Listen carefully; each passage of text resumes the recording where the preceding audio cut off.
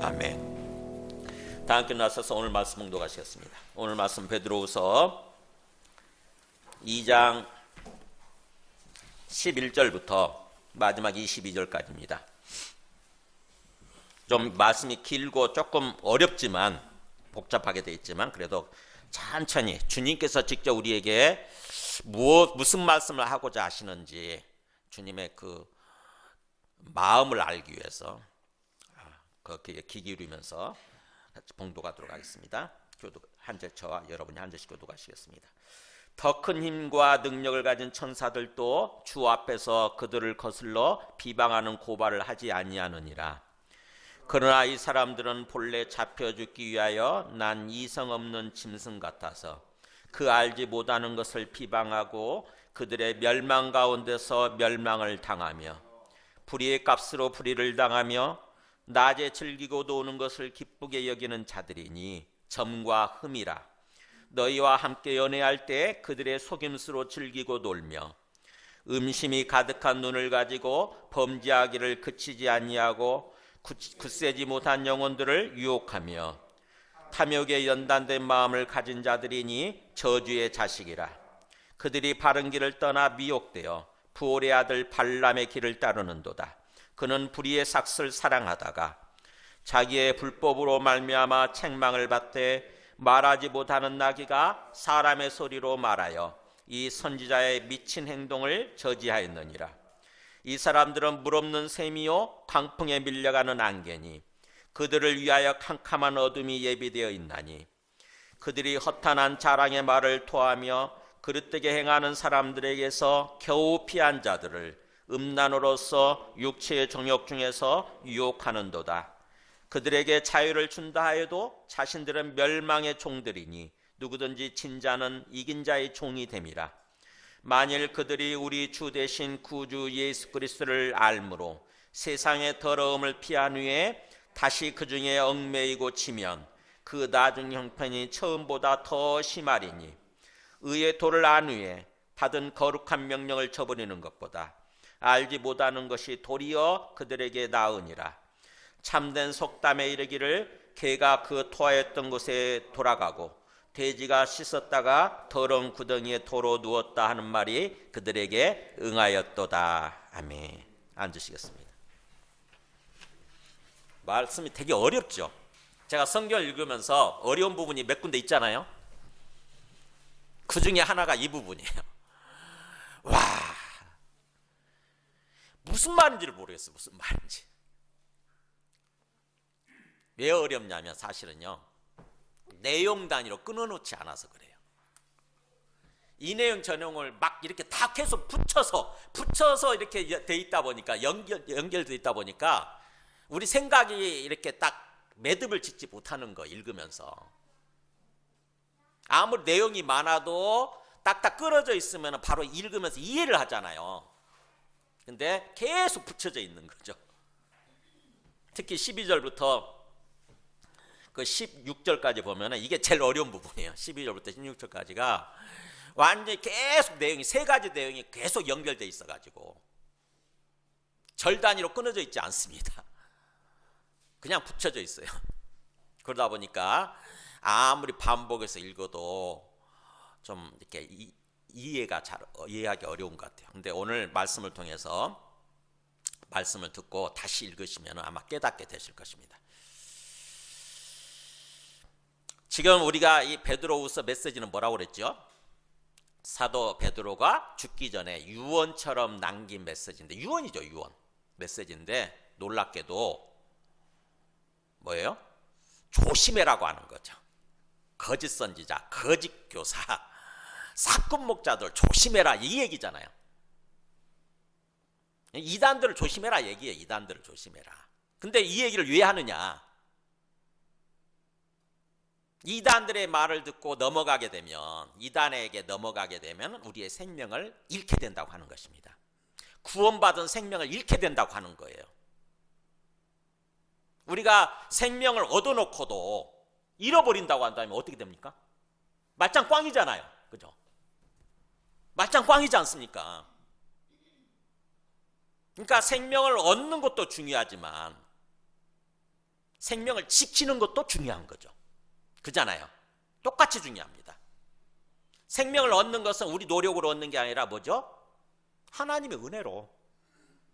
하나님이 보내주신 자기 아들 예수님을 하나님의 아들로 주와 그리스도로 믿게 되면 우리가 생명을 얻는 거예요.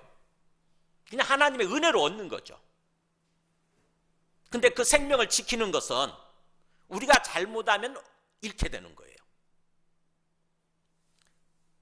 우리가 제대로 믿지 않으면 믿음이 없어지게 되면, 믿음을 잃게 되면 생명을 잃어버리게 되는 거죠. 구원받은 생명을 잃어버리게 되는 거예요. 그러면 우리가 인생을 살았다 할지라도 생명을 잃어버리게 되면, 구원받지 못하게 되면 뭐죠? 우리의 인생이 말짱 꽝이 되는 거예요. 헛되게 되는 거죠.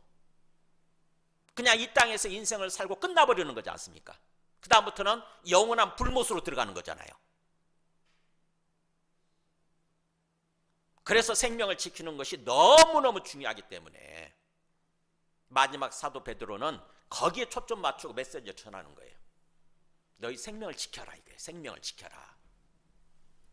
하나님의 은혜로 생명을 얻었지만 그 생명을 지켜라. 생명을 지키는 것은 네가 할 일이다라고 하는 거죠. 네 책임이다. 네 책임.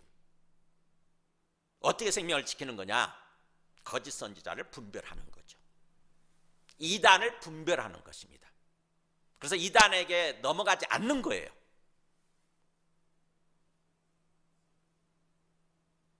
그래서 우리의 어떤 책임, 우리한테 달려있기 때문에 마지막 유언을 거기에 초점 맞추고 유언을 하는 거예요. 이 사도 베드로가. 그것이 이 베드로후서 메시지예요. 그냥 이단이라고만 생각하지 마세요. 이단에 관한 메시지다. 그러면은 이 말씀이 가볍게 여겨지게 됩니다. 뭐 어쨌다고, 난 이단에 빠지지 않았는데, 난 앞으로도 이단에 절대 안 빠질 거야. 그렇기 때문에 뭐 어쨌다고 이렇게 생각하기 쉬워요.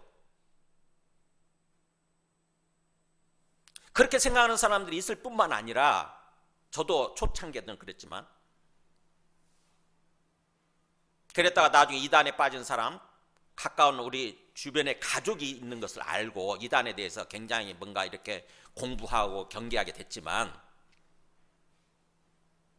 이단에 관한 메시지라고 생각하다 보니까 이 설교를 왜 하느냐, 이단에 관한 설교를 왜 하느냐라고 하는 그런 설교자도 있더라고요. 그냥 예수 믿으라고 하는 설교를 하면 되지, 이단에 관한 설교를 왜 해? 이런 설교자가 있더라고. 온누리교회 출신의 어떤 목사님 있잖아요. 한 목사님. 온누리교회 있을 때 그렇게 설교를 하더라고요. 그래서 제가 화났어요. 저는 그때 이단에 관한 세미나를 하고 있었는데, 우리 사랑교회에서 이단에 관한 세미나를 하고 있었는데 이단에 관한 그런 걸 왜 하느냐 하는 거예요. 그래서 어떻게 됐느냐, 온누리교회 사람들 중에 신천지에 빠진 사람들이 엄청 많은 거예요. 사랑교회도 침투를 했지만, 그래서 사랑교회 사람들 중에서도 이단 신천지에 빠진 사람들이 몇 명 있었지만, 온누리교회 사람들 중에 온누리교회는 신천지 밭이 돼버렸어요. 신천지에 빠진 사람들이 엄청 많았습니다. 왜 그래요? 이단에 관한 메시지를 안 해서 그래요. 이단에 관한 설교를 미리 준비시키지 않아서. 그래서 마음이 뭔가 풀어진 모습으로, 해이한 모습으로 있다가 결국 신천지에 빠지게 된 거죠. 그 사람들 어떻게 된 겁니까? 생명을 잃는 거예요. 구원의 생명을 잃는 거예요.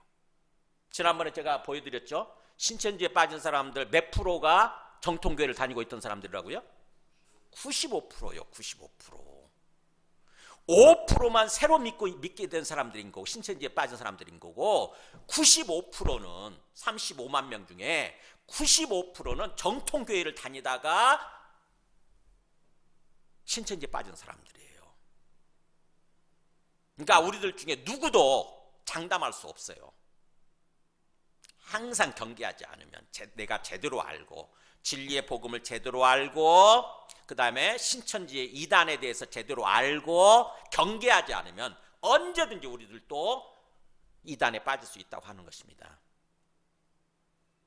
나는 안 빠질지 모르지만 제대로 교육시키지 않으면 우리 자녀들이 빠져요. 우리 가족들이 빠져요. 그래서 이 베드로후서에서 이단에 관한 메시지를 하면서 먼저 뭘 얘기했죠? 진리의 복음을 제대로 알아라, 똑바로 알아라고 하는 것을 뭘 강조했습니까? 에피그노시스를 강조했죠. 에피그노시스. 그노시스의 에피가 붙은 말이에요. 그노시스가 지식이란 뜻이거든요. 아는 거. 그노시스, 아는 거, 지식. 영어로 know라는 말 있죠. know, K-N-O-W잖아요. 그걸 그대로 읽으면, 철자대로 읽으면 know가 되지 않습니까? know.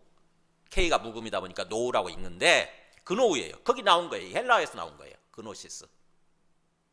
거기에 에피가 붙은 거예요.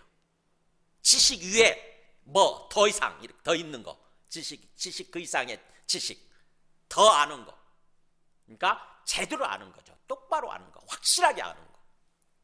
진리의 복음을 제대로 알고 그래야 이단에 빠지지 않는다고 하는 거죠. 이단에 빠지지 않고 우리의 생명을 지킨다고 하는 것입니다. 이단에 빠지게 되면 참 그 힘들어요. 그 사람들 빼나오는 게 너무 힘들어요. 가족이 다 망가져요. 가족이 완전히 무너집니다. 신천지에 빠진 사람들 그 가족을 보세요. 그래서 우리가 그렇게 되지 않도록 지금 이 사도 베드로는 거기에 말씀을 전하고 있는 거죠. 이 이단의 특징이 뭐냐? 거짓 선지자, 거짓 교사들의 특징이 뭔지를 딱 얘기를 하죠. 세 가지가 먼저 나오는데, 하나는 지방한다는 말이 나와요. 자꾸 교만한 거죠. 영광 있는 성도들, 영광 받은 사람들, 주님을 사실은 주님과 또 주님의 성도들을 잘 알지도 못하면서 깎아내리고 비방하고 조롱하는 그런 교만한 모습 보이는 거. 이게 첫 번째 특징이고, 두 번째는 방탕한 삶이라고 나와요. 낮에 즐기고 논다 이런 말 나오죠. 대낮에 일해야 될 시간에 낮에 잔치 벌이고 술 먹고 뭔가 방탕한 삶을 사는 모습들, 그걸 막 즐기고 방탕한 삶. 그 다음에 세 번째 특징은 탐욕이 연단됐다 이런 말이 나와요. 탐욕이 연단됐다. 뭐예요? 탐욕이 훈련됐다는 뜻 아닙니까? 마음이 딱 굳어져 가지고 아무렇지도 않게 생각하는 거예요. 막 탐심을 드러내고 그 탐심으로 탐욕을 가지고 재물 욕심이잖아요. 재물 욕심을 가지고 영혼들을 자꾸 꼬드겨서 영혼들을 끌어들여서 영혼들로부터 돈을 착취하고 이러는 거를 아무렇지도 않게 생각하는 거예요. 누가 한다고요? 거짓 선지자들이, 거짓 선지자, 거짓 교사들이, 소위 거짓 목자들이, 거짓 목사. 이걸 잘 분별해야 돼요. 이 세 가지 특징 중에 하나를 보이면 그 사람의 100% 거짓 선지자, 거짓 목사라고 생각하면 돼요. 아무리 목사라는 타이틀을 달고 있어도 이 세 가지 특징을 보인다, 세 가지 중에 하나 또는 뭔가 결합되어 있는 어떤 그런 특징을 보인다 그러면은 100% 거짓 목자예요. 절대 거기 따라가면 안 돼요.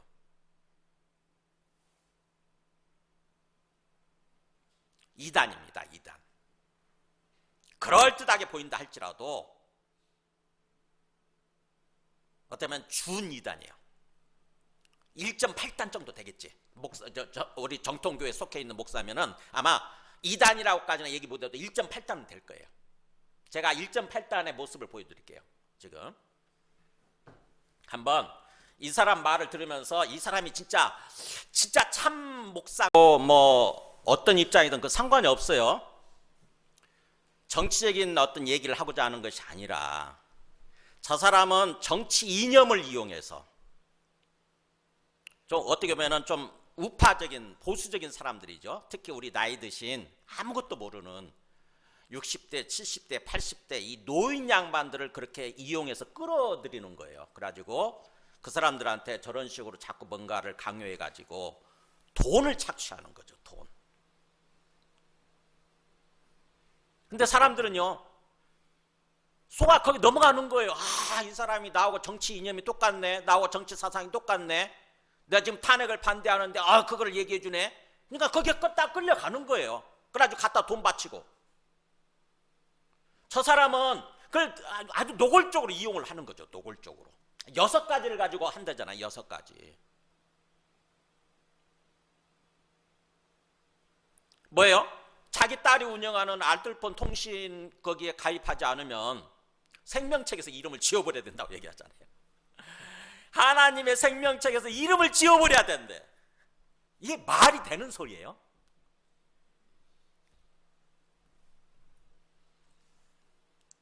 근데 거기에 뭐 아무것도 모르고 우리 노인 양반들, 우리 어머니 같은 분들 뭐예요? 가서 아멘 아멘 하면서 알았어요 그러면서 다 이렇게 막 가입해주고 7,900원짜리 8,000원짜리를 다른 통신업체에서는 8,000원짜리를 저기서는 뭐 얼마 받냐? 19,800원 받아요. 2만 원 받아. 2만 원. 몇 배예요, 몇 배.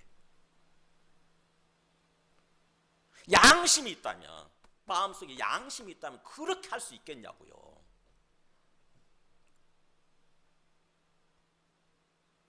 정말 선한 양심이 있다면, 우리가 예수님 믿고 구원받으면 양심이 살아나는 거거든요. 히브리서에 나와 있잖아요. 양심이 살아나는 거야. 그래서 선한 양심을 따라서 살려고 하게 돼 있어요. 구원받은 사람은. 그 선한 양심대로 살지 않으면 자꾸 마음에 걸려. 힘들어도. 내가 실수할 수는 있지만 순간적으로 실수해놓고 자꾸 마음에 양심에 꺼려지고 걸린다고요. 그래서 다시 회개하게 되고 양심대로 내가 살아야지 이렇게 돼 있거든요. 근데 그게 전혀 양심에 꺼려지지 않고 그렇게 계속해서 저렇게 잘못된 삶을 사는 사람들은요, 탐욕에 연단된 사람들인 거예요. 이게 탐욕의 훈련이, 마음이 훈련된 거예요. 마음이 단련이 된 거예요. 마음이 딱딱 마음이 굳어져 버렸어요. 그 다음에 이렇게. 그러니까 아무런 양심에 꺼리낌 없이 그렇게 사는 거죠. 아무것도 모르는 노인 양반들이 내 말을 듣고 저런 식으로 돈 갖다 바치고 몸 갖다 바치고 가서 몸 갖다 바치는 거잖아요. 가서 열심히 뭔가 내가 하고 싶은 대로 해주니까. 그러면 양심이 있다고 한다면은 얼마나 이분들이 이렇게 고생하시나, 나이 드신 분들이 이 추위에. 그리고 뭔가 또 애써서 젊은 시절에 애써서 번 돈을 갖다 이런 식으로 뭔가 돈을 허비하고 버린다는 게 얼마나 힘들까 이런 생각하면서 그거를 방지하기 위해서 걸어가야 되잖아요. 저는 아무것도 모르고 제한테 헌금하는 분들 있잖아요. 우리 교회한테 헌금하는 분들은 헌금을 돌려준 적이 몇 번 있어요. 저는요. 잘못 생각을 가지고 막 헌금하시는 분들이 있더라고. 하나님 막 겁나가지고 내가 이거 헌금하지 않으면 하나님한테 벌 받을 것 같다고. 아, 그러지 말라고. 제가 헌금을 돌려드린 적이 있어요. 몇 번. 왜냐하면 똑바로 알고 똑바로 믿고 정말 마음에서 우러나와서 기쁜 마음으로 헌금을 해야 하나님이 받으시는 거지. 그리고 하나님의 은혜를 주시고 뭔가 복을 베풀어 주시는 거지. 잘못된 믿음으로 잘못된 마음으로 헌금을 갖다 바치면은 그게 뭡니까? 나중에 그 사람들이 얼마나 후회하겠어요. 나중에 깨닫고.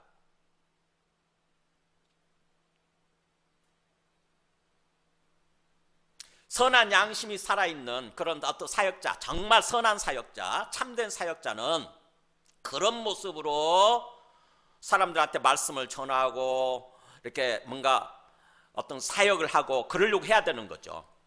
근데 뭐예요? 이단에 가까운 사람들은 마귀의 조종을 받기 때문에, 마귀의 영이 역사해가지고 마귀의 영의 인도를 받는 마귀의 종들, 마귀의 사역자들이기 때문에 아무렇지도 않게 저렇게 행하는 거예요. 아무렇지도 않게. 근데 자기만 지옥에 가면 되지 수많은 사람들을 지옥으로 끌고 가는 거죠.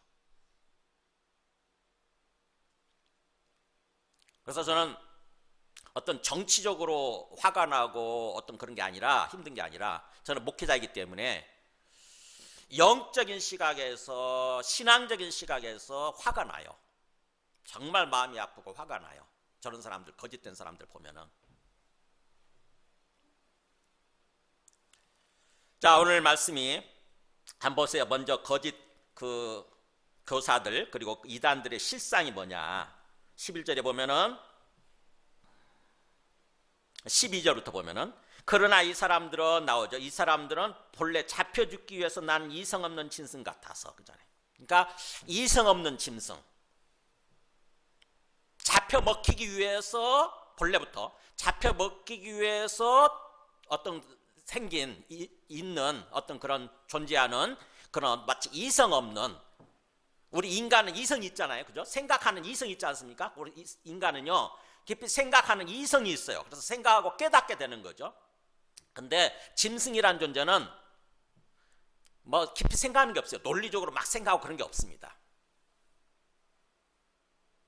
그래서 그런 어떤 이성 없는, 마치 뇌가 없는 짐승 같아서 알지 못하는 것을 비방한다고 되어 있죠. 알지 못하는 것을 비방하고. 뭐예요? 자기도 잘 알지도 못하면서, 잘 알지도 못하면서 명백하게, 이성이 없으니까 잘 알지 못하죠. 깨닫지 못하죠. 잘 알지도 못하면서 하나님을 비방하고 하나님의 백성들을 비방하는 거예요. 조롱하고 비방하는 거예요. 그게 교만이죠. 교만. 하나님 자리에 자기가 앉아 있는 거예요. 자기가 하나님 자리에 앉다 보니까 하나님을 비방하는 거예요. 또 하나님의 영을 받은 하나님의 백성들, 영광 있는 자들이라고 그랬죠.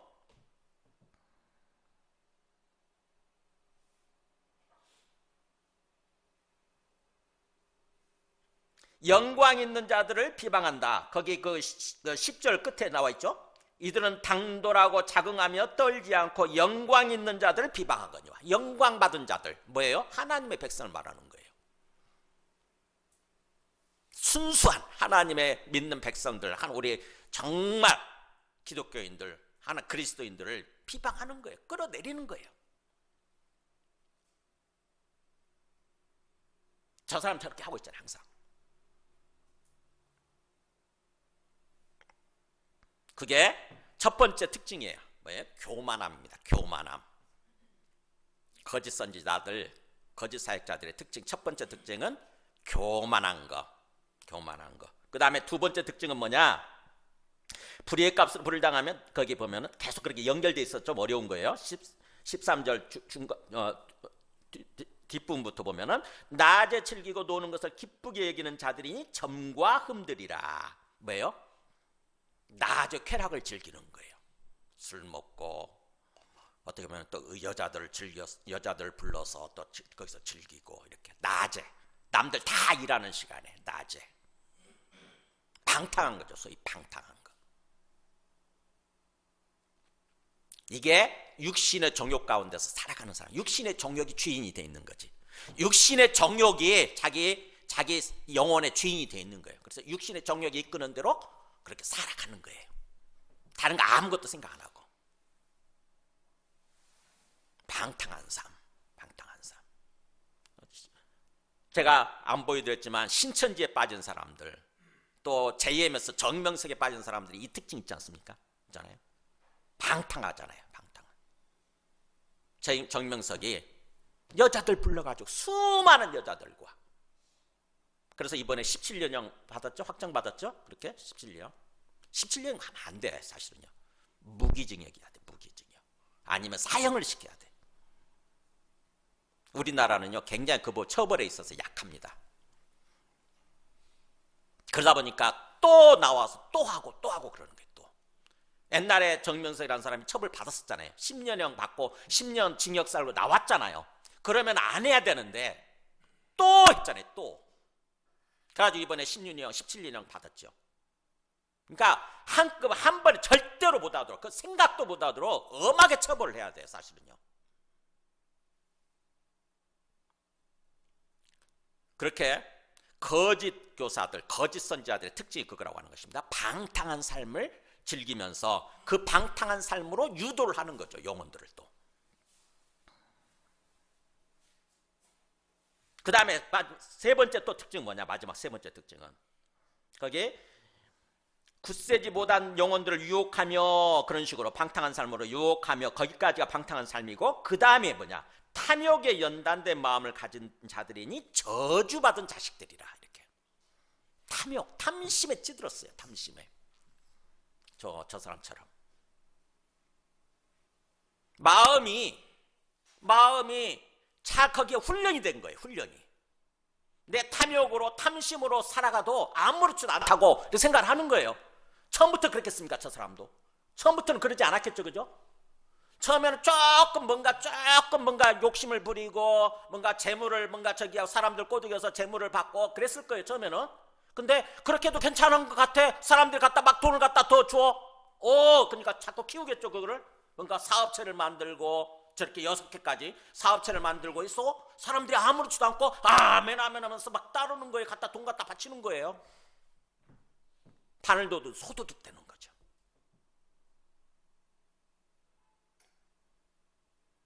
이단들의 공통된 특징입니다.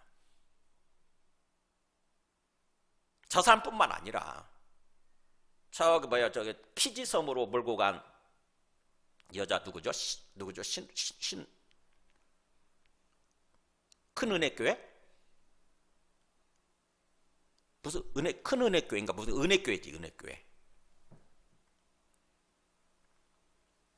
신옥주 여자. 사람들 다 재산 바치게 해가지고 재산과 함께 그 사람들 끌고 몇 명 끌고 피지섬으로 갔잖아요. 피지섬에 가서 농장 만들고 그 사람들 일시켜가지고 일시키면서도 전혀 임금 월급 안 주고.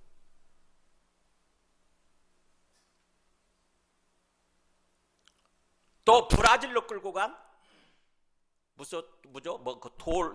저기 하는 그 어떤 박영호 목사 마찬가지죠. 그 사람도 또 그렇게. 이 이단들의 공통된 특징이요, 사실은 재물, 돈이에요. 돈 욕심입니다. 돈 욕심. 그것을 어떻게 보면은 어떤 그 신앙을 이용해서, 교회를 이용해서 자기 돈을 착취하는 거죠. 돈을 버는 거, 재산을 증식하는 거예요. 거짓된 지도자들, 거짓된 목사들 특징이에요.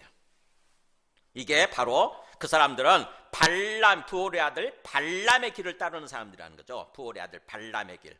그 사람이야말로 불의의 삭스를 사랑했던 사람들이고, 그랬다가 나중에 하나님께서 진노하셔서 나귀의 입을 통해서 경고하시죠. 나귀. 말 못하는 나귀요.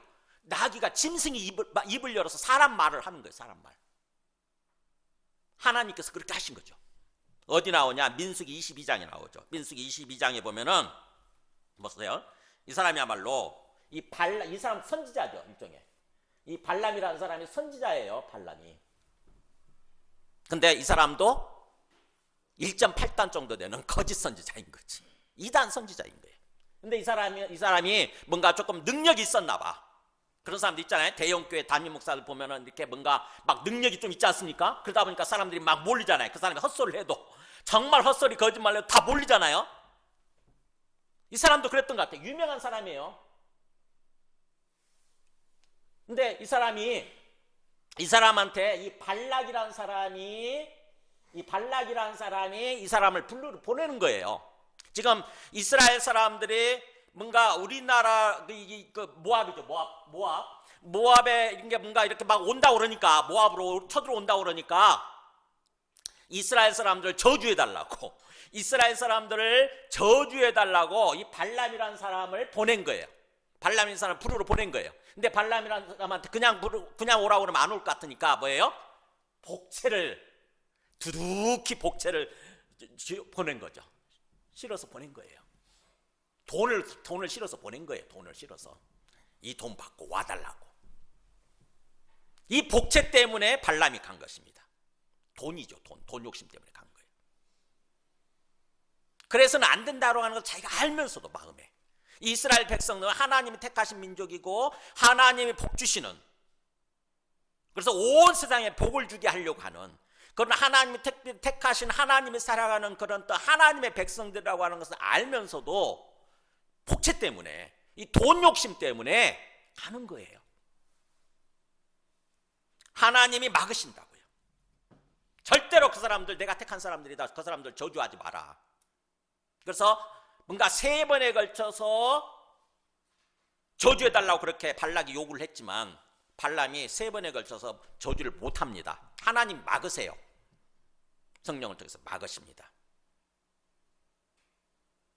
근데 그렇게 부득부득 고집 피우면서, 욕심 때문에 부득부득 고집 피우면서 갈 때에 하나님이 최종적으로 경고를 하세요. 나귀의 입을 통해서. 그 다음 보세요. 여호와께서 나귀 입을 여시니 그잖아요. 말 못한 짐승의 입을 여시니 발람에게 뭐라고 그러냐면 나귀가 하는 거예요. 나귀 입을 통해서 하나님 말씀하시는 거겠죠. 내가 당신에게 무엇을 하였기에 나를 이같이 3번을 때리느냐. 막 나귀가 발람을 태우고 가다가 나귀가 안 가는 거예요. 안 가고 곁길로 밭길로 막 가버린다거나 아니면 뭔가 담벼락에 있는 곳으로 가는 거예요. 그러니까 담벼락으로 막 이렇게 가니까 발람이 화가 나겠죠, 그죠? 자기 발이 막 이렇게 막 담벼락에 눌리고 막 상처를 입고 그럴 거 아닙니까? 그러니까 막 때리는 거죠. 나귀가 이 새끼야 왜 그래 그러면서 막 이렇게 때리겠죠. 나중에 나귀가 주저앉아 버립니다. 딱 이렇게. 그러니까 또 그걸 때리는 거예요. 3번에 걸쳐 때리는 거죠. 그래서 나귀가 그 얘기를 하는 거예요. 왜 나를 이렇게 3번씩이나 때리느냐? 내가 뭘 했길래? 그랬더니 발람이 나귀한테 뭐라 하냐면 너가 나를 거역했기 때문이다. 앞으로 가자고 그러는데 왜 안 가냐 이거지. 거역했기 때문이다 그러면서 내 손에 만약 칼이 있었더라면 곧 너를 죽였을 거다. 바로 너를 죽였을 거다. 이렇게 말하면서도 깨닫지 못하는 거죠. 말 못하는 나귀가 지금 내한테 말을 하고 있잖아요. 그러면 자기가 거기에 응대를 하면서 깨달아야 되는 거 아닙니까? 이게 도대체 무슨 현상이지? 이게 무슨 현상이지? 깨달아야 되는 거잖아요. 깨닫지 못하는 거죠. 나귀가 발람에게 이르되 내가 언제 당신에게 이같이 하는 버릇이 있었더냐? 내가 언제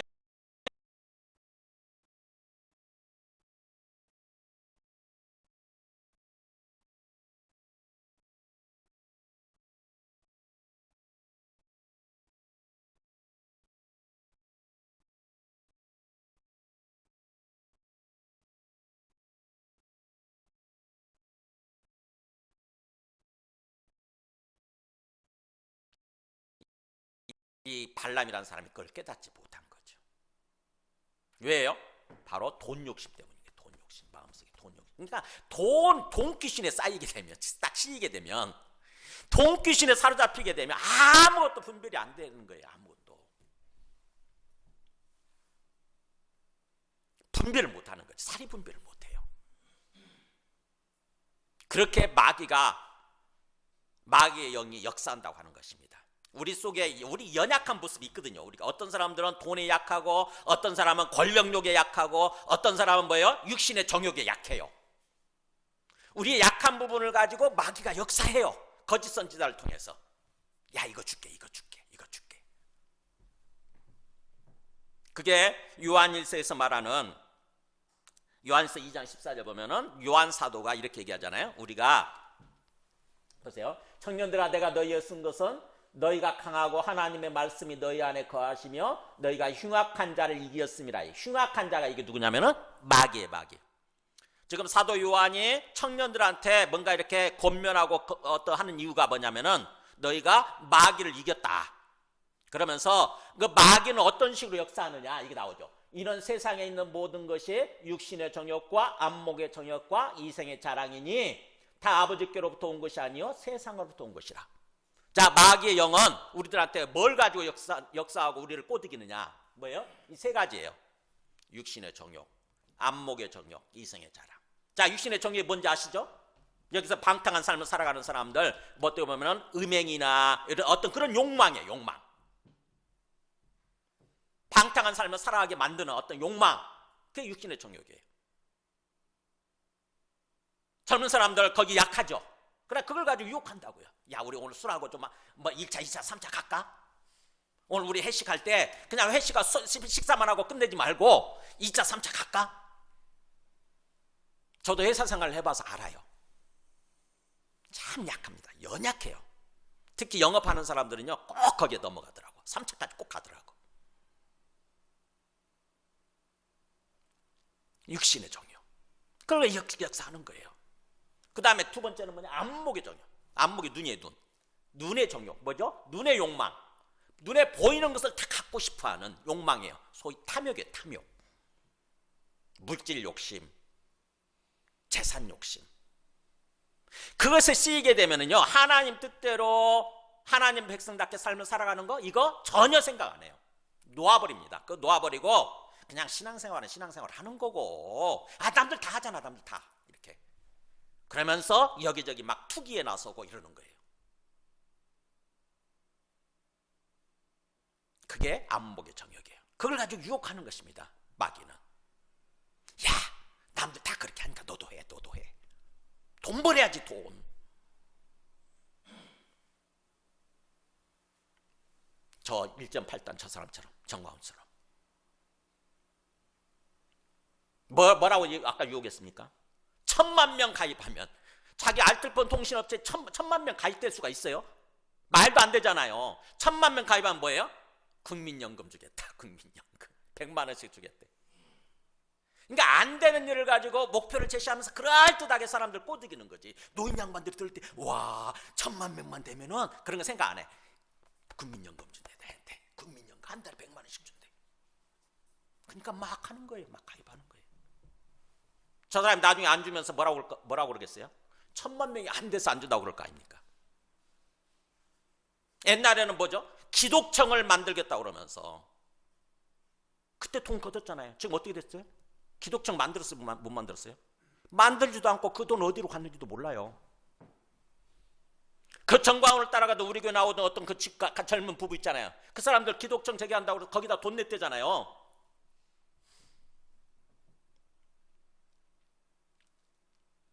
교황청 대신에 기독청을 만든다고 그렇게 내걸었잖아요. 저 사람이.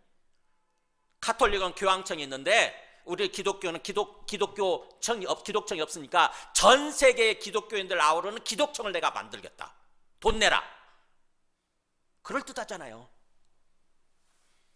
그래가지고 돈 갖다 바쳤어요. 근데 어떻게 됐냐고. 아무 말이 없어요. 꿀꺽 삼킨 거예요 그냥. 지금 또 저렇게 하고 있잖아요. 그게 안목의 정욕, 재산 욕심, 돈 욕심 가지고 그렇게 살면서 그걸 가지고 사람들 마음이 다 그런 마음들이 또 있으니까 그걸 꼬드기는 것입니다. 그게 안목의 정욕이 마귀의 영이 역사하는 거예요. 마귀의 사역자가. 그 다음 마지막 이생의 자랑 뭡니까? 이 땅에서 내 자랑하면서 사는 거. 이게 뭐죠? 권력욕이에요. 권력욕, 명예욕, 체면욕. 그러니까 사람들 속에는 그게 다 있죠. 뭔가 내가 사람들로부터 인정받고 싶고 사람들로부터 이렇게 딱 뭔가 사람들이 떠받들어주면 좋고 있잖아요. 그 권력욕, 명예욕이 다 있어요. 그리고 이거는 나이가 들수록 더 강해져요. 이거는요.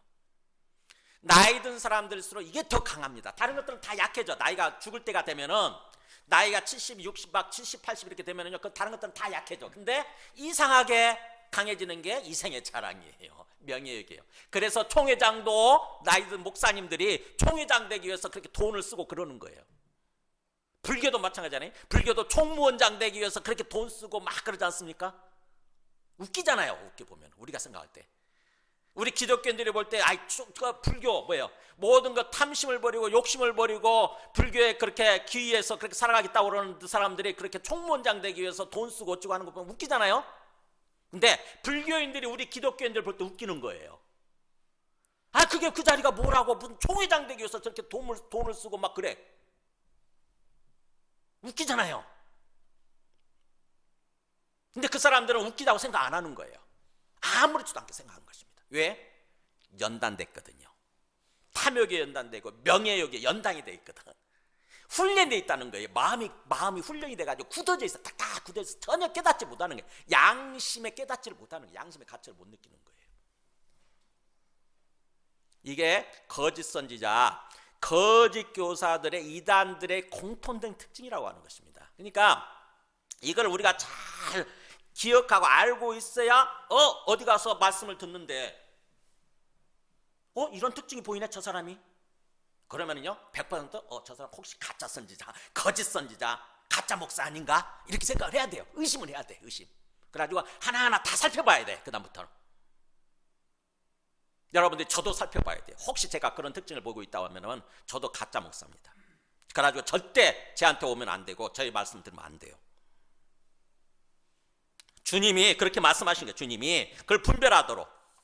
보세요. 마태복음 7장 15절에 보면은 예수님 이게 너무 중요하기 때문에 예수님도 이걸 강조해서 말씀하시는 거예요. 보세요. 거짓 선지자들 삼가라고 하는 것은 조심해라 이거예요.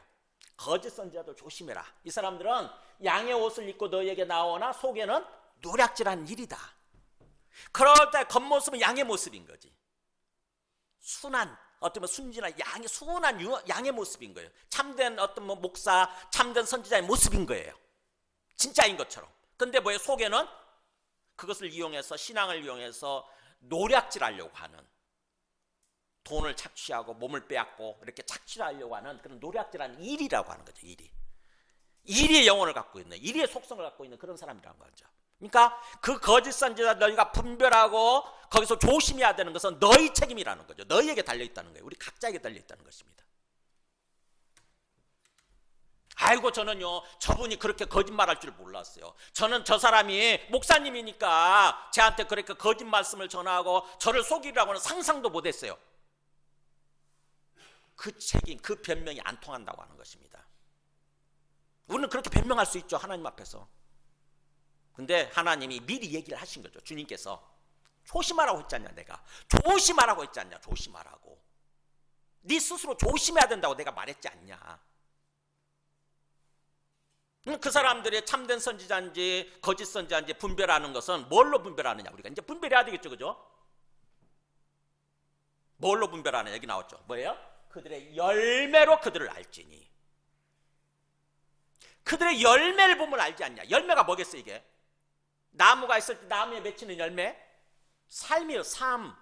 그 사람의 삶을 보면 안다는 거지. 그 사람이 어떤 삶을 살고 있는지 삶을 보면 분별이 된다고 하는 것입니다. 저 사람이 거짓 선지자인지 진짜 선지자인지 거짓 목사인지 진짜 목사인지 분별할 수 있다고 하는 것입니다.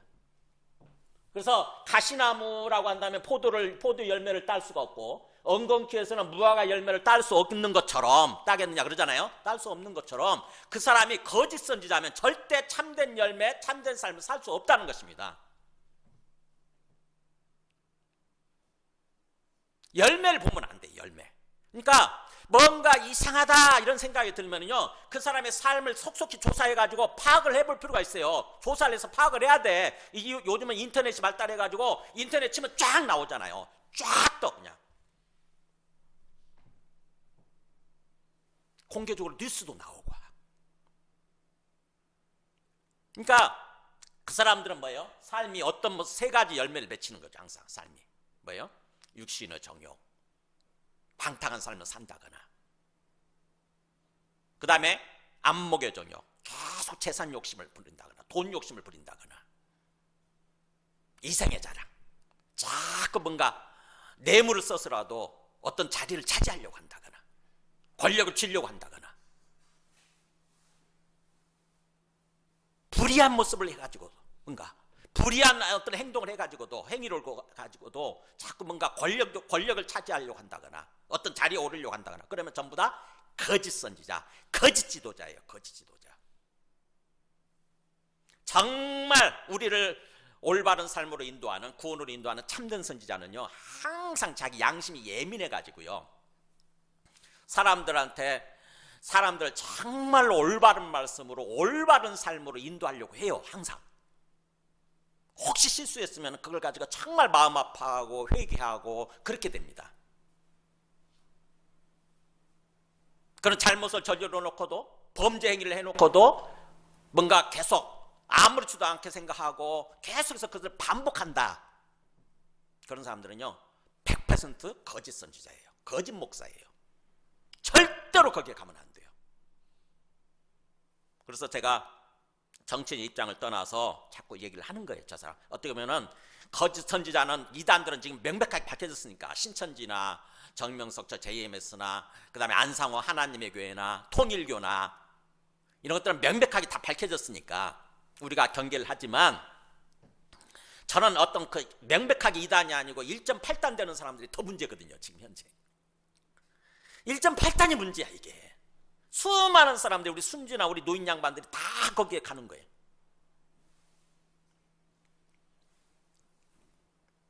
그래서 열매를 가지고 그들을 분별하는 그런 삶을 꼭 사시기 바랍니다. 절대로 거기에 끌려가면 안 됩니다.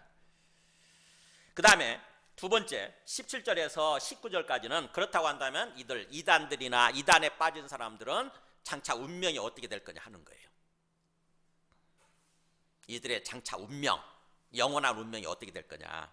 17절 보세요. 이 사람들은 물 없는 샘이요 광풍에 밀려가는 안개니 그들을 위하여 캄캄한 어둠이 예비되어 있다, 이런 말 나오죠. 물 없는 샘이래. 뭐예요? 지금 그럴듯한데 가보니까 뭐예요? 딱 이렇게 딱 파헤치고 보니까 물이 없어. 물이 없는 샘인데, 생각해보세요. 샘인데 물이 없어. 샘인데 물이 없어요. 무슨 뜻입니까? 헛거라는 것입니다. 헛거. 꽝이래, 꽝. 저 사람이 그럴듯해 보이지만 딱 한꺼풀 벗겨놓고 보면 아무것도 아니라는 거죠. 헛것이래, 헛것. 꽝이래, 꽝. 저 사람 그럴듯해 보이죠? 저 사람의 인생은요, 꽝이에요. 꽝으로 끝나는 거예요. 꽝. 하나님께서 물 없는 샘으로, 물 없는 샘처럼 그렇게 꽝으로 끝나게 만드시는 거예요. 그리고 광풍에 밀려가는 안개다. 안개 있죠. 우리가 아침에 막 봄이 될 때는 안개가 많이 끼지 않습니까? 근데 그 안개가 막 그래가지고 앞이 안 보일 정도로, 한 5m 앞이 안 보일 정도로, 그래서 우리가 운전할 때 조심하죠. 그런 안개도 어떻게 되냐면은 햇빛이 딱 뜨잖아요. 태양이 뜨면 어떻게 되죠? 언제 그러냐는 듯이 순식간에 사라지잖아요. 햇빛이 나고 바람이 불면 순식간에 사라져요. 그게 이 이단 거짓 선지자가 바로 그런 존재라는 거죠. 광풍에 밀려가는 안개. 광풍, 회오리 바람이잖아요. 회오리 바람이 쫙 불면 언제 그러냐는 듯이 딱 없어져 버리는 거예요. 이렇게. 이들의 운명, 이들의 삶의 결론이 그렇다는 것입니다. 하나님께서 그렇게 심판하시는 거죠. 광풍에 밀려간 없어져 버린 안개처럼 그런 식으로 하나님께서 심판하신다고 하는 것입니다. 그래서 그들을 위해서 캄캄한 어둠이 예비되어 있다. 캄캄한 어둠. 이들이 들어가는 곳은 결국 캄캄한 어둠, 흑암의 구덩이에요. 흑암의 구덩이. 소위 지옥이에요. 소위 지옥.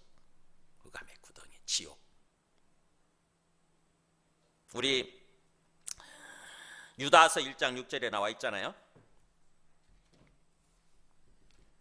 유다서 1장에 또 자기 지위를 지키지 않냐고 자기 처소를 떠난 천사들, 소위 하나님을 향해서 반역을 일으킨 천사들, 마귀 세력이에요. 마귀 세력. 마귀가 총대장이고 그 밑에 따르는 귀신들, 이게 마귀 세력인데 이들을 큰 날의 심판까지, 이게 뭐겠어요? 주님이 재림하셔서 완전히 심판하시는 거죠.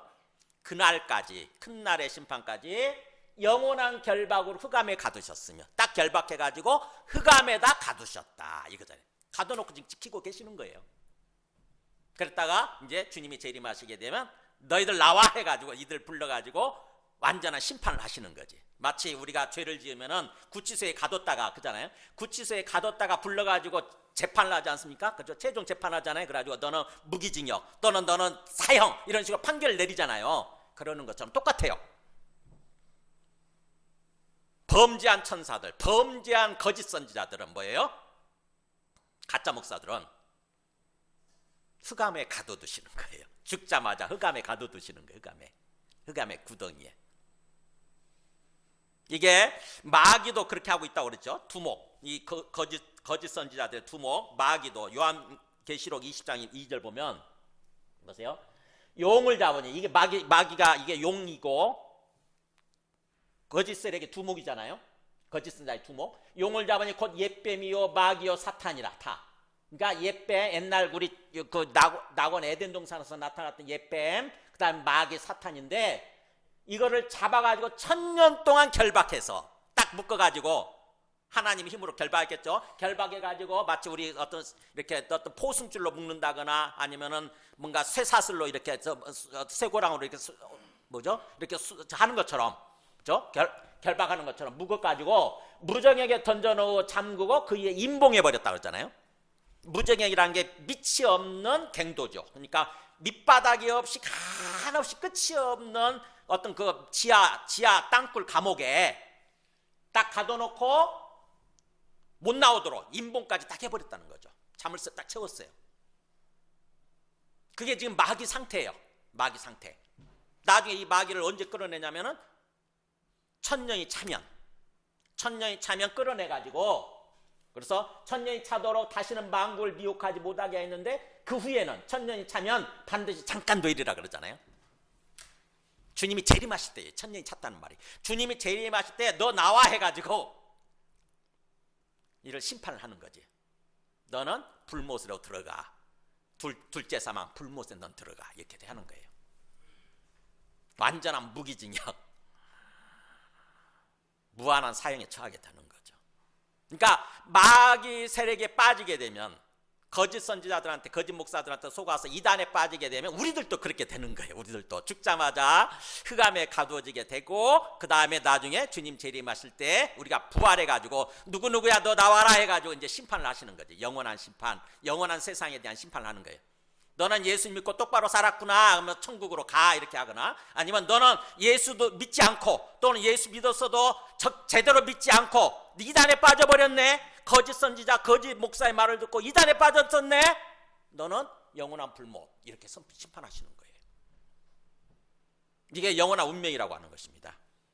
그래서 보세요, 거기 18절에 보면은 그들이 그렇게 갈 영원한 운명이 결정되어 있는 그들이 이 땅에 사는 동안 허탄한 자랑의 말을 토하며 그릇되게 행하는 사람들에게서 겨우 피한 자들을 음란으로서 육체의 정욕 중에서 유혹하는도다.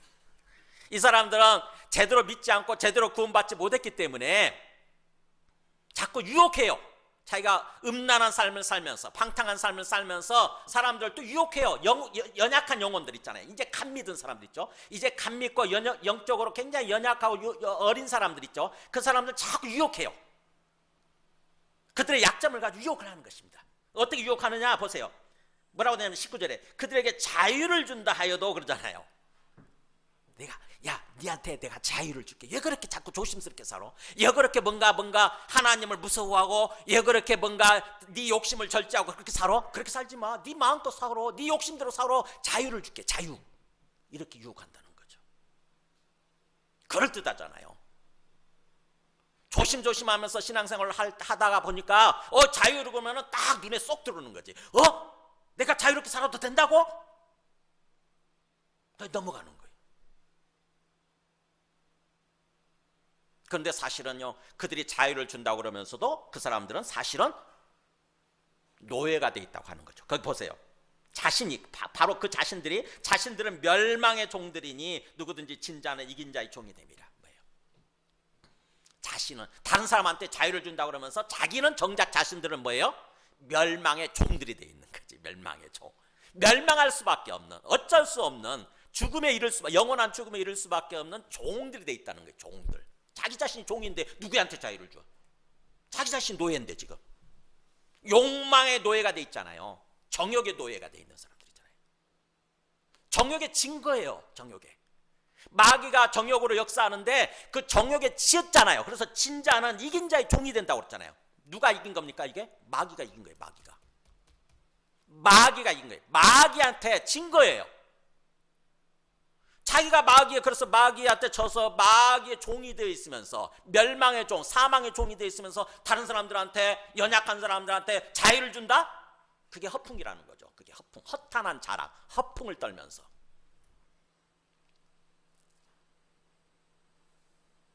아까 그 사람 보세요.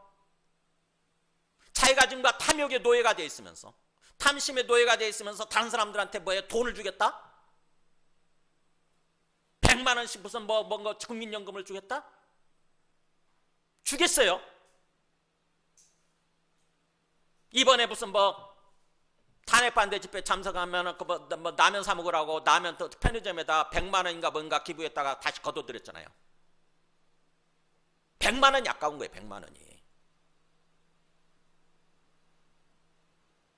탄핵 찬성 집회하는 사람들이 돈 100만 원이고 뭐고 막 기부해가지고 어디 가서 마음껏 라면도 먹고 뭔가 하니까 자기도 그 흉내를 내보려고 그랬다가 가만히 생각해 보니까 돈이 아깝네. 이게 100만 원이가 아까운 거야.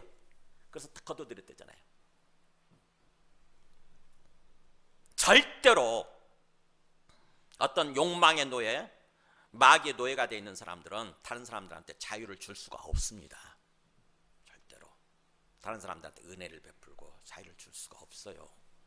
근데 거기 속는 거예요. 그런 그럴듯한 말에 속는 거예요. 우리가 무지하다 보니까. 이성이 없이 깊이 생각이 없는 거죠. 깊은 생각이 없으면은 또 속는 거예요, 거기에. 조금만 논리적으로 생각하면, 앞뒤 비추어서 생각하면 알잖아요. 저 사람이 거짓된 말을 하는지 참된 말을 하는지 알 수 있잖아요. 생각을 안 하니까 모르는 거예요. 그냥 눈에 쏙 들어오는 어떤 표현만 가지고 거기에 딱 끌려가지고 그 속아 넘어가는 거죠. 내한테 돈을 주겠대. 내한테 자유를 주겠대. 여러분 깊이 생각하시기 바랍니다. 항상 그것을 생각하라고 말씀을 주신 거잖아요. 말씀을 읽고 말씀을 듣고 생각을 하세요. 그래야 깨닫습니다. 그래야 제대로 분별력이 생겨요. 저 사람이 거짓 선지자인지 참된 선지자인지, 저 사람이 거짓 목사인지 참된 목사인지 분별력이 생겨요. 분별력이. 예수님이 말씀하셨잖아요. 제발 분별해라. 분별하는 것은 네 책임이다라고 하는 거죠. 우리 각자의 책임이에요. 각자의 책임. 저는 그런 줄 몰랐어요. 네가 분별 못했잖아. 내가 분별하라고 얘기를 했는데도 불구하고 네가 못했잖아. 하나님 앞에서는 나중에 심판받을 때 변명이 통하지 않는다고 하는 것입니다. 왜냐하면 하나님께서는 충분히 은혜를 베풀어 주셨거든요. 분별할 수 있는 충분한 은혜를 베풀어 주셨거든요. 자, 그래서 마지막 우리가 세 번째 메시지입니다. 우리가 이단들을 분별하고 절대 이단의 거짓된 말을 듣고 속아서 과거로 돌아가면 안 된다고 하는 것입니다. 예수님을 믿기 전에 과거의 삶으로 돌아가면 안 된다고 하는 것. 그래서 오늘 설교 제목이 절대로 다시 돌아가면 안 된다예요. 절대로 다시 돌아가면 안 된다. 이단에게 속아서 이단의 말을 듣고 또는 1.8단의 말을 듣고 속아서 절대로 과거로 돌아가면 안 된다라는 얘기를 마지막 메시지 결론처럼 얘기합니다. 베드로가 보세요. 20절입니다. 만일 그들이 우리 주 되신 구주 예수 그리스도를 알므로써 세상의 더러움을 피한 후에 다시 그 중에 얽매이고 지면 그 나중 형편이 처음보다 더 심하리니. 만일 그들은 뭐예요? 이단과 이단에 빠진 사람들이잖아요. 그죠? 이단과 이단에 빠진 사람들이 처음에는 뭐예요? 우리 주 되신 구주 예수 그리스도를 알았어요. 복음을 듣고 알았어요. 그래서 예수님을 믿게 됐습니다. 예수님을 믿고 구원받았죠. 구원받아서 세상의 더러운 삶이죠. 뭔가 정욕에 빠진 삶, 갖가지 욕망에 빠진 삶, 이것으로부터 피했어요. 세상의 더러운 삶으로부터 피했죠. 이제 우리가 그런 삶을 살려고 하지 않잖아요. 그죠? 우리가 구원받은 사람들은 세상 사람들처럼 똑같이 뭔가 욕망의 노예가 돼가지고 욕망에 빠져서 더러운 삶을 살려고 하지 않잖아요. 우리가 한때 그렇게 하잖아요. 근데 그렇게 한 뒤에도 만약에 다시 그 중에 얽매이고 지면 그 중이 뭐예요? 더러운 삶이죠. 이단의 거짓된 말을 듣고 그 이단에 얽매이고 지게 되면, 정욕에 빠진 삶, 욕망에 빠진 삶에 얽매이고 지게 되면 어떻게 되냐? 그 나중 형편이 처음보다 더 심해질 거다. 형편이란 게 상황이죠. 상황. 그 사람의 삶을 사는 모습이 뭐예요? 더 악화될 거라고 하는 거죠.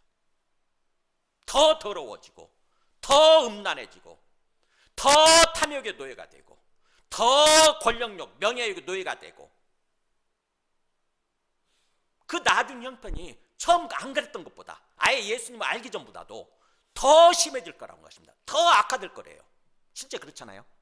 우리가 뭔가 연단되면 바늘도둑이 소독된다고 그러듯이 바늘 훔쳤을 때 딱 들켜야 되거든요. 바늘 훔쳤을 때 딱 들켜가지고 처벌을 받아야 돼. 벌을 받아야 딱 그렇게 안 되는데, 이거 훔쳐도 처벌받지 않고 들키지 않고, 또 이거 더 훔쳐도 들키지 않고 처벌받지 않고, 그러면 자꾸 우리 마음이 연단됩니다. 그러면 뭐예요? 삶이 더 악하게 되죠.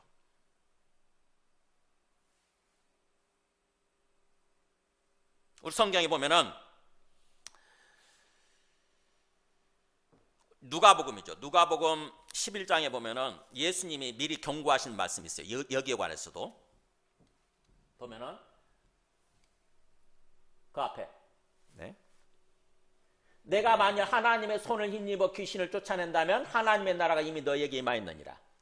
하나님의 손이 성령이에요. 예수님께서 내가 성령의 힘을 의지해서 너희들한테 귀신을 쫓아냈어요. 그럼 우리 영혼을 구원해 주신 거죠. 그죠?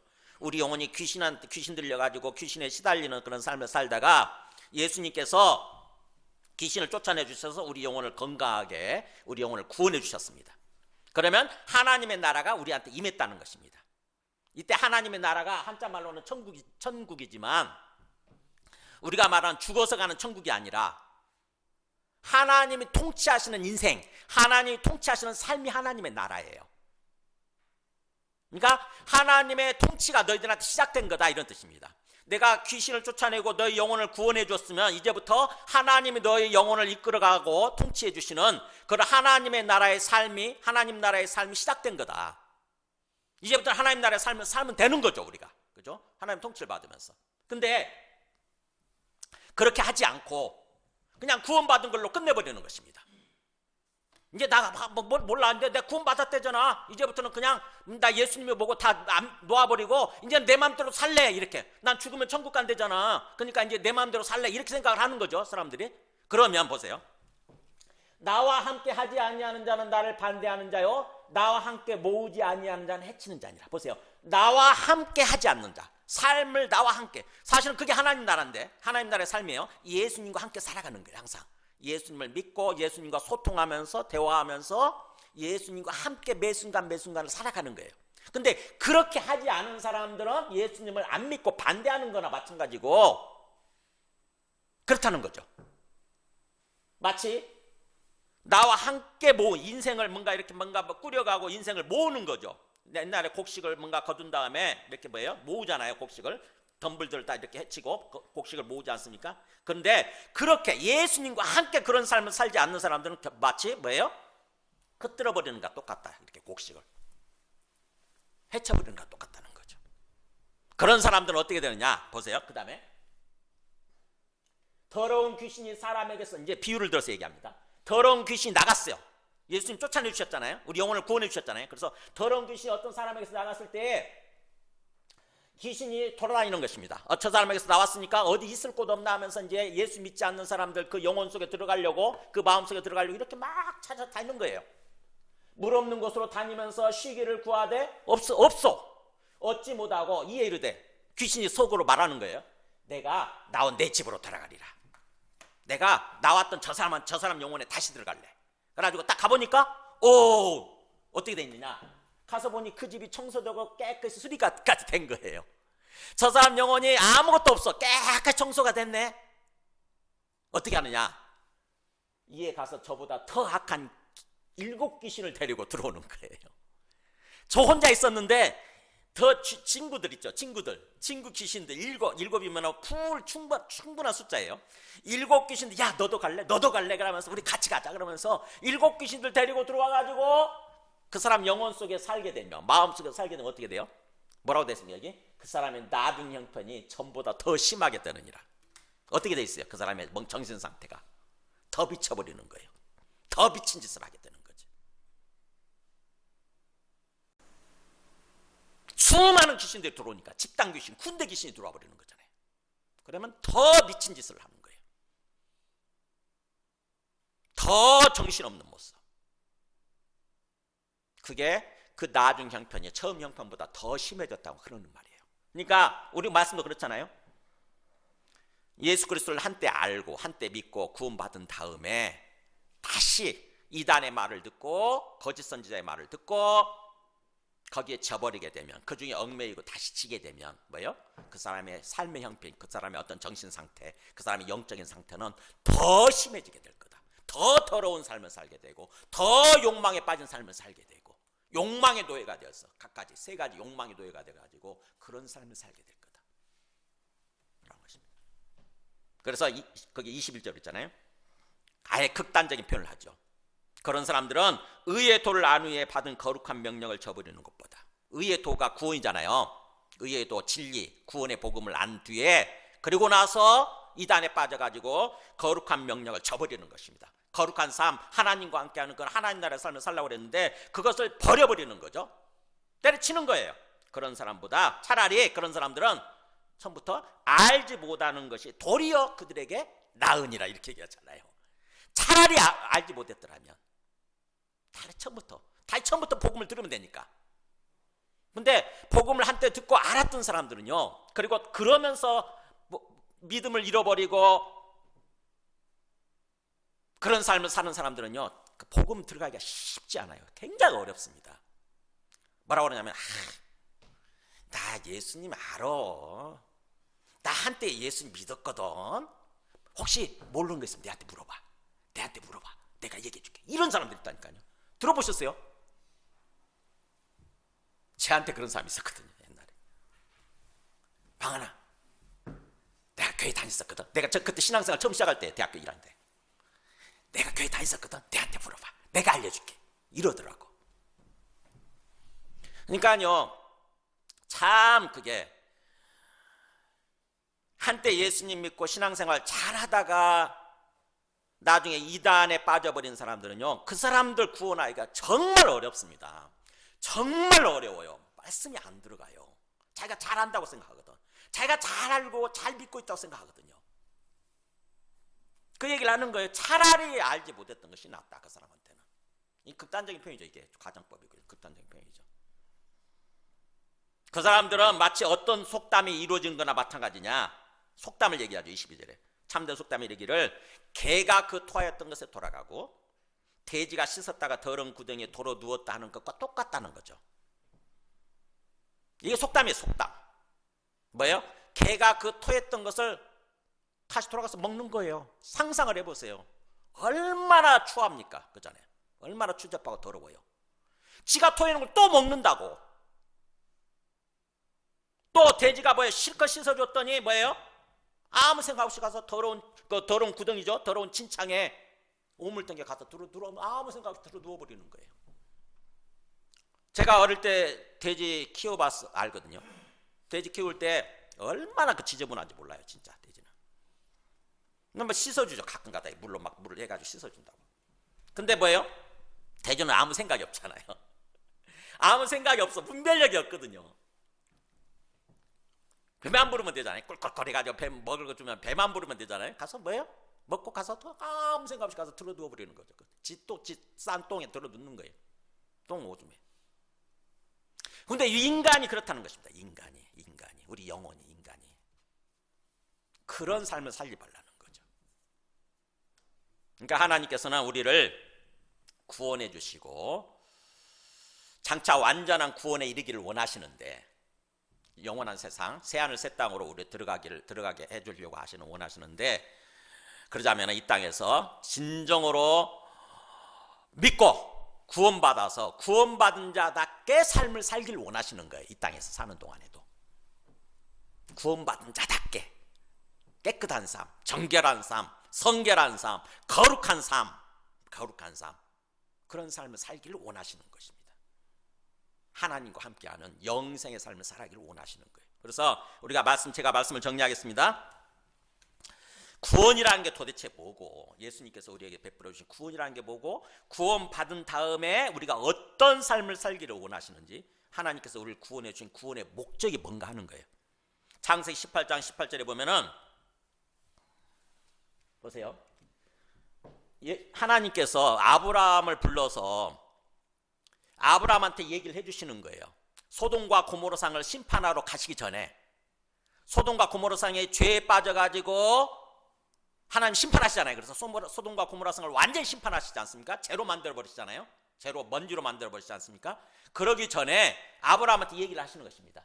아브라함은 강대한 나라가 되고 천하 만민은 그로 말미암아 복을 받게 될 것이 아니냐. 내가 택한 이 아브라함은 내가 왜 택했느냐? 뭐야? 앞으로 강대한 나라가 될 것이고 세상의 모든 만자가 모든 이라는 뜻이라고 했죠. 하늘 밑에 있는 모든 사람들은 이 아브라함으로 말미암아서 복을 받게 될 것이라고 하는 거죠. 복이 뭐예요? 구원이에요. 구원. 하나님과 함께 해주시는, 그래서 하나님께서 정말 형통하고 복된 삶을 살아가게 만드시는 그 복, 그게 구원이죠. 아브라함을 택하신 이유가 그거잖아요. 온 세상한테 복을 주기 위해서, 온 세상에 구원을 주기 위해서 그렇게 택하셨다고 하는 거죠. 그러면서 내가 그 자식과 건속에게 명하여, 내가 그로 하여금 그의 자식, 그 다음에 건석이 가족이죠. 패밀리, 가족한테 명령해서, 그러니까 후손들의 자손들한테 명령해서 여호와의 도를 지켜서 의와 공도를 행하게 하려고 그를 택하였나니. 여기 나오죠. 하나님 목적이 나오죠. 아브라함을 왜 택하고 부르셨느냐? 왜 구원해 주셨느냐? 그의 모든 자손들로 하여금 의와 공도를 행하게 하기 위해서. 의와 공도가 뭐냐 이게 그러면? 이게 중요한 핵심 단어예요. 하나님이 왜 우리를 구원해 주셨느냐? 우리가 의와 공도를 행하는 삶을 살도록 하기 위해서 우리를 택하고 불러주시고 구원해 주신 거예요. 그럼 우리가 이 땅에서 신앙생활 하는 동안 우리의 항상 관심이 어디가 받쳐져야 되냐면 내가 지금 의와 공도를 행하고 있는가 하는 거예요. 의와 공도를 행하고 있는가. 의가 뭐냐? 체다카라고 그러고 공도가 미시파트. 이게 핵심 단어예요. 성경에서 가장 핵심 단어예요. 성경에서. 이게 중요하니까 제가 일부러 히브리어 원어를 써드렸어요. 의와 공도, 체다카와 미시파트. 근데 이 소돔과 고모라는 이걸 버린 거죠. 여호와께서 이르시되 소돔과 고모라에 대한 부르짖음이 크고 그 죄악의 심이 무거우니 내가 심판해야 되겠다 이거예요. 소돔과 고모라는 의와 공도를 행하지 않은 것입니다. 그래서 심판하시는 거예요. 그러면 의와 공도가 뭐냐? 하나 더 마지막 말씀 보겠습니다. 이사야 5장 7절에 보세요. 이스라엘도 멸망했잖아요. 그죠? 이스라엘이 바벨론한테 멸망하지 않습니까? 근데 하나님께서 이스라엘이라고 하는 나라를 택했는데도 불구하고 하나님의 백성으로 삼아주셨어요. 하나님께서 구원해 주신 것입니다. 출애굽을 통해서 우리들처럼 구원해 주셨어요. 그래서 하나님의 백성이 된 거예요. 이스라엘은.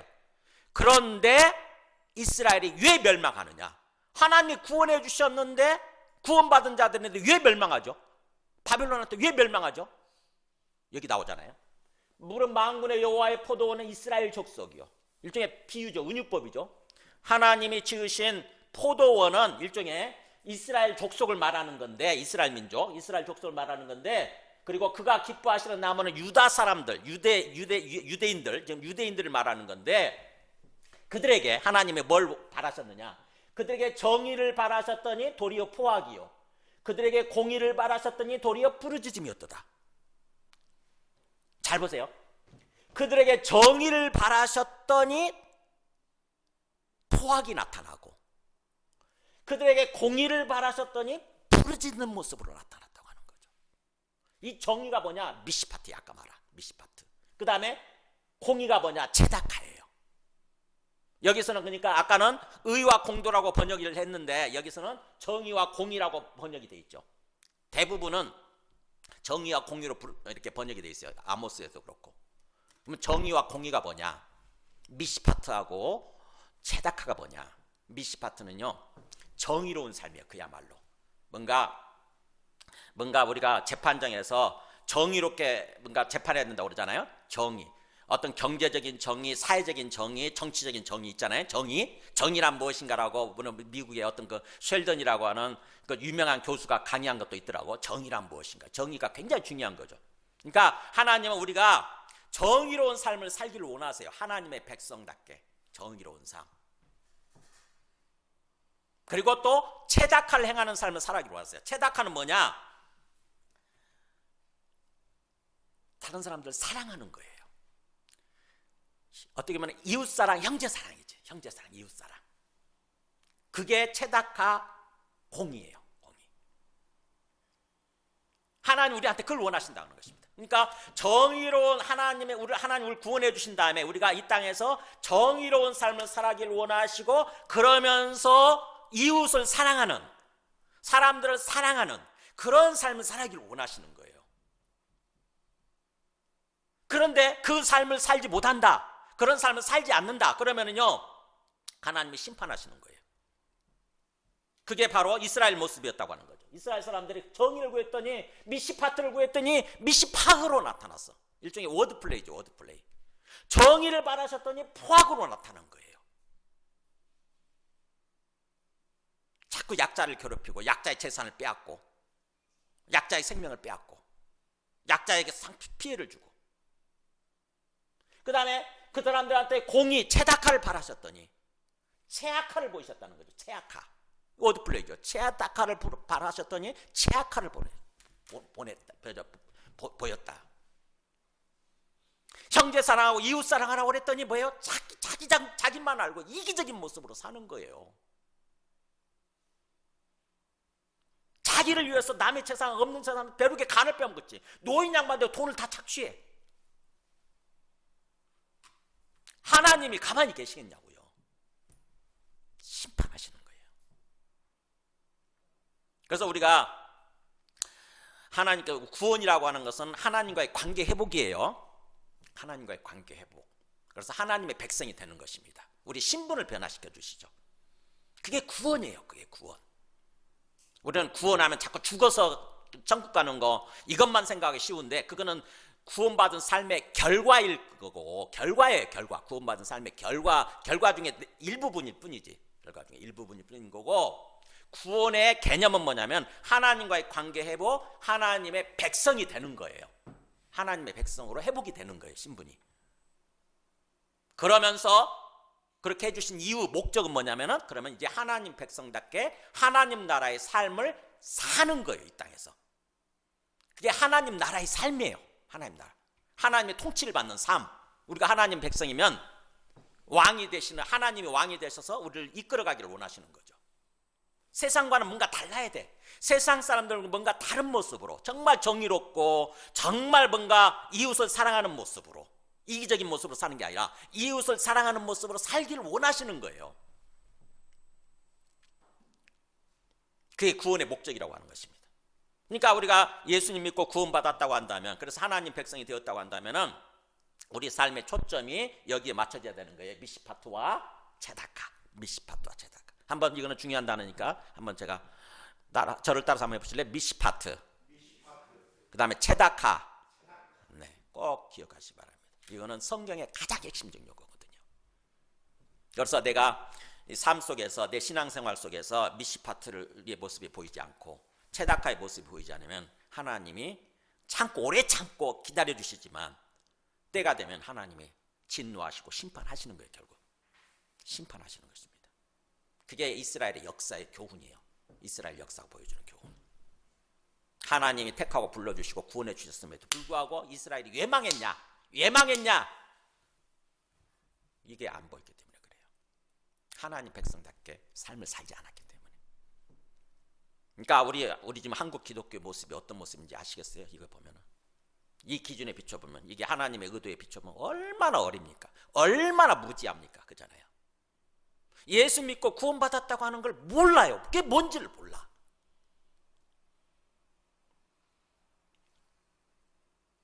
그래서 결국 구원받지 못하고 영원한 천국, 새하늘 새 땅으로 들어가지 못하고, 그럼에도 불구하고 이제 나중에 자꾸 변명하고 핑계 대겠죠. 저 몰라서 그랬어요. 몰라서. 저는 저 사람이 거짓 목사일 줄은 생각도 못했어요. 그래서 내가 말했지 않냐? 분별하라고. 제대로 하려고. 우리 함께 찬송하고 기도하겠습니다. 우리 찬송가 342장